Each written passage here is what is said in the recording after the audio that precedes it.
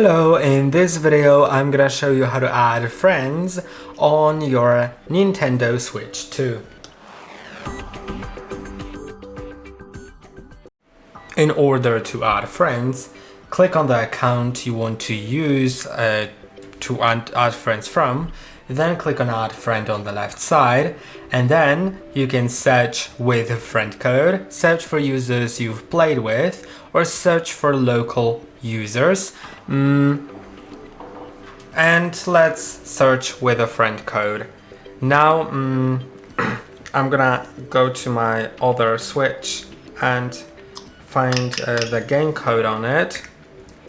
No, I mean the friend code. You can see here I have the friend code. I can simply add that. So let's do it.